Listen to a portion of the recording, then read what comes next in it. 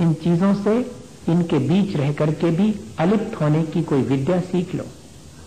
चीजें सब ज्यों की त्यों हैं, लेकिन हमारी अलिप्तता उनके साथ बनी रहे तो फिर चीजें हमें बंधन में नहीं डालती हैं, हम स्वयं बंधन स्वीकार कर लेते हैं। आचार्य महाराज से जब भी कोई पूछता है, अक्सर लोग पूछा करते हैं, वो बड़े मजे के जवाब देते हैं आचार्य श्री।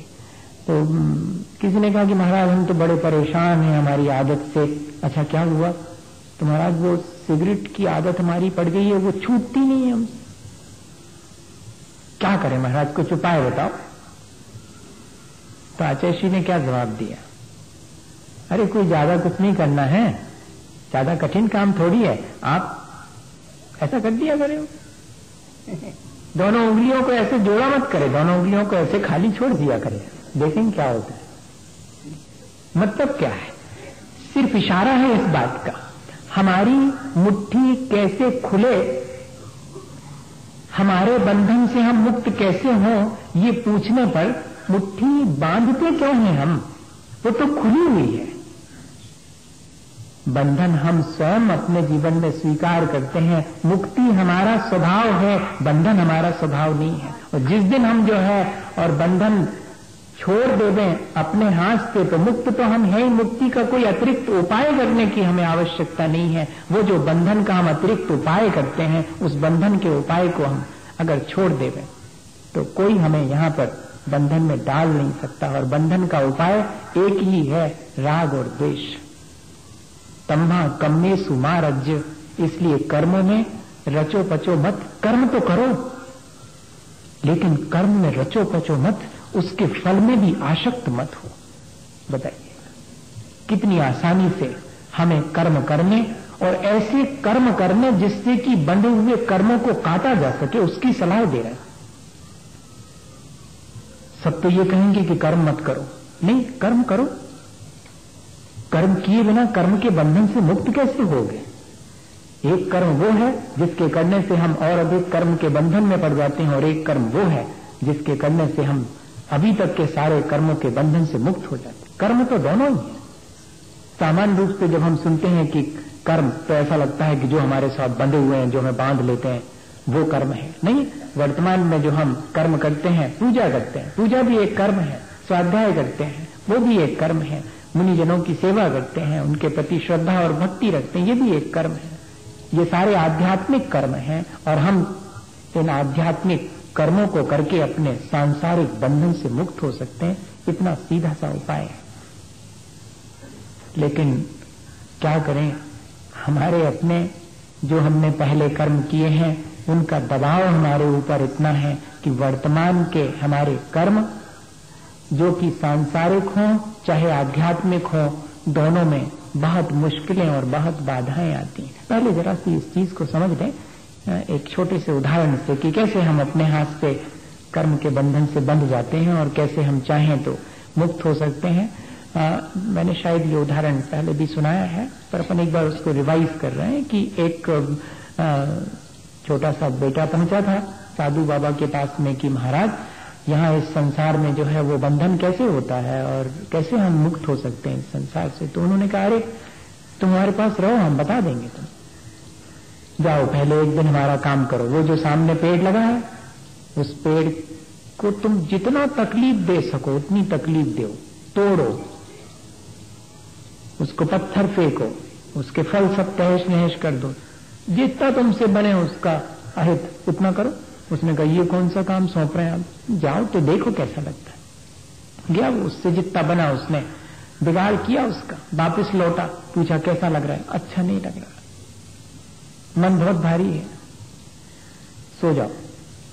सुबह उठा, ढंग से नींद नहीं आई, यही लगता रहा कि कौन सा ऐसा काम मैंने कर लिया जिससे मन बहुत भारी हो गया, ये काम तो अच्छा नहीं है। दूसरे दिन गुरुजी ने पूछा कि रात नींद आई? बिल्कुल नहीं आई, बहुत दुख होता रहा, आपने ऐसा काम क्यों मुझे करने को कहा? अरे तो जाओ, फिर अब जाओ और जाकर के उससे क्षमा मांगो। क्षमा मांगो कि कल मैंने जो तुम्हारा बिगाड़ किया था वो मेरी गलती हो गई, और जरा उसको पानी दो, पत्तों को संभालो, उधर जो कचरा फैल गया है उस सबको हटाओ।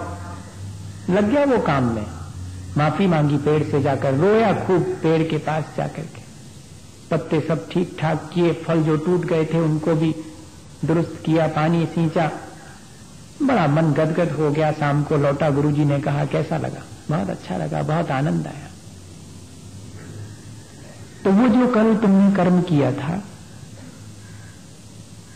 उससे थोड़ी सी राहत मिली, बहुत राहत मिली।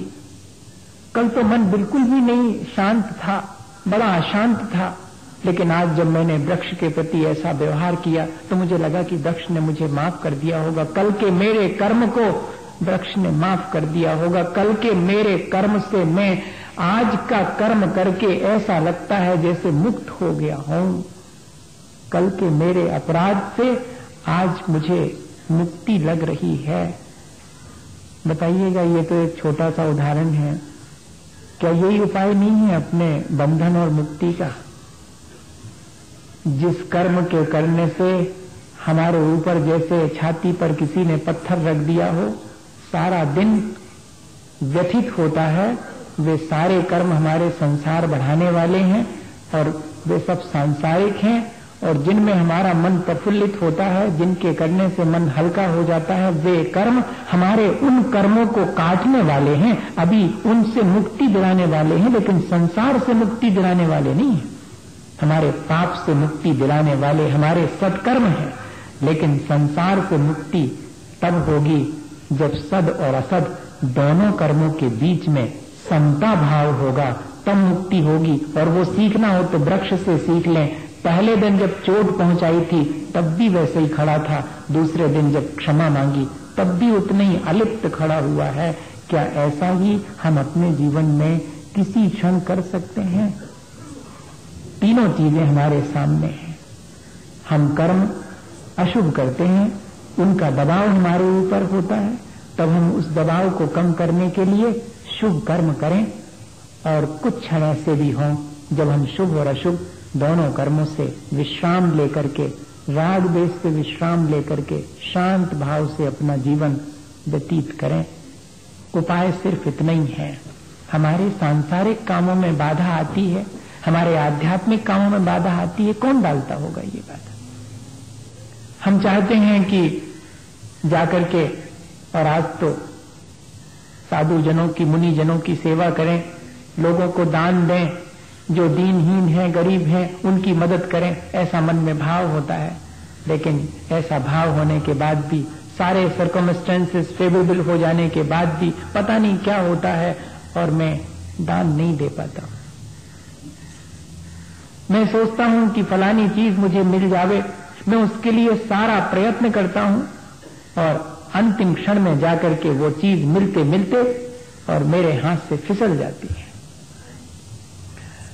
मेरे अपने भोग उपभोग की सामग्री के साथ भी ऐसा ही है। मैं बहुत प्रयत्न करके खाने की थाली सामने सजा के रख लेता हूं और मुंह में जो बहुत दिन से प्रतीक्षित था मेरे लिए प्रिय रसगुल्ला, वो हाथ में और मुंह में आने आने को था, और उतने में ही मोबाइल पर घंटी बज गई और एक ऐसी खबर जिसने कि उस रसगुल्ले को मुझे वहीं के वहीं रखने को मजबूर कर दिया और उठ करके मुझे उस काम के लिए जाना पड़ा। ये मेरे भोग की सामग्री में बाधा किसने डाल दी? मेरे उपभोग की सामग्री में बाधा कौन डालता है? मैं बहुत उत्साहित होकर के किसी धर्म के कार्य को करने के लिए निकलता हूं और बीच रास्ते में मुझे कोई ऐसी चीज घेर लेती है कि मैं उससे विमुख होकर के वापस फिर लौट जाता हूं। सारा उत्साह खत्म हो जाता है, मैं निरुत्साहित हो जाता हूं। ऐसा कौन सा मेरे भीतर ऐसा कौन सा परिणाम या मेरे भीतर ऐसा कौन सा कर्म पड़ा हुआ है जो मेरी इन सब चीजों में बाधा डालता है? होगा तो कोई ना कोई, ऐसा तो हो ही नहीं सकता। विघ्न कारणम अंतरायस्य। आचार्य भगवंतों का एक ही सूत्र है। सारे कर्मों में जैसे मोहिनी कर्म अत्यंत प्रबल है, ऐसे ही सबसे छिपा हुआ और अचानक हमारे सामने आने वाला